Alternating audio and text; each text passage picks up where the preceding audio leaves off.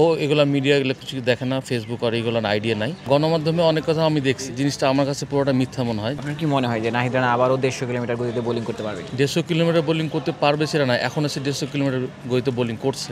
আপনাকে চিনেই পেস দিয়ে, তো আপনি পেস কমায় যদি লং টাইম ক্রিকেট খেলতে চান, আপনার কিন্তু কখনো চিনবেও না, আপনাকে কোনো ভয় পাবে না যে আপনি নাহিদ রানা। গণমাধ্যমে অনেক বেশি প্রশ্ন চলছে, অনেক বেশি ঘুরপাক খাচ্ছে যে নাহিদ রানা হয়তো পেসটা কমিয়ে ফেলেছেন, নাহিদ রানা হয়তো বা আগের ওই ফ্লোতে নেই, তিনি হয়তো নিজের জায়গাটা হারিয়ে ফেলছেন। আপনার কি মনে হয়? আপনি তো নাহিদ রানাকে একদম শুরু থেকেই গড়ে তুলেছেন।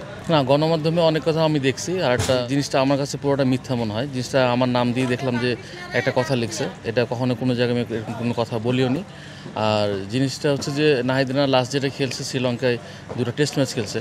আপনার জানেন ওখানে ওয়েদার অনেক গরম, উইকেটে অনেক বিষয় থাকে, পিচের বিষয় থাকে, অনেক সময় পিচ না হেল্প করলে পেসটা বোঝা যায় না। তো আপনি ওসব যদি ঠিকঠাক দেখতে যান তাহলে কিন্তু আপনি বলতে পারেন না যে তার পেস কমে গেছে বা সেই পেস কমায় লং টাইম খেলতে যাচ্ছে ক্রিকেট। আপনাকে চিনেই পেস দিয়ে, তো আপনি পেস কমায় যদি লং টাইম ক্রিকেট খেলতে চান, আপনার কিন্তু কখনো চিনবেও না, আপনাকে কোনো ভয় পাবে না যে আপনি নাহিদ রানা বা আপনি আপনার নাম দিয়ে বিচার করে যে আপনি খেলতেছেন ক্রিকেট, এটা কখনো কিন্তু আসবে না। আপনার কি মনে হয় যে নাহিদ রানা আবারও 150 কিলোমিটার গতিতে বোলিং করতে পারবে কি? 150 কিলোমিটার বোলিং করতে পারবে সেটা না, এখন এসে 150 কিলোমিটার গতিতে বোলিং করছে। কারণ আমি তাকে নিয়ে কাজ করছি, আমি যে লাস্ট কাজ ছিল যে ও ন্যাচারালি আউটসুইং জোরে বল করে, যেটা আমার কাজ ছিল যে ইনসুইংটা যেন সে 150 গতিতেও বল করে, সেটা নিয়ে তার সাথে কাজ ছিল। এখানে পেস কমা বাড়ানো কোনো কিছু ছিল না। এক্সট্রিম মশার কয়েল প্ল্যান্ট ফাইবার দিয়ে তৈরি, তাই সহজে ভাঙে না, সুগন্ধিযুক্ত ও নিরবিচ্ছিন্নভাবে জ্বলে। ডেঙ্গু, চিকুনগুনিয়া বাহি সহ যে কোনো মশার বিরুদ্ধে দেয় এক্সট্রিম সুরক্ষা। এই মুহূর্তে যেহেতু আসলে নাহিদ রানা একটা টাফ টাইম যাচ্ছে, আপনি তার শৈশবের কোচ হিসেবে কিংবা এখন বিসিবির কোচ হিসেবে নাহিদ রানার সাথে আপনি কাজও করেছেন পিকেএসপিতে, সেই জায়গাটাতে তাকে কি পরামর্শ দিয়েছেন যে আসলে ওই টাফ টাইমটা যেন ওভারকাম করতে পারে?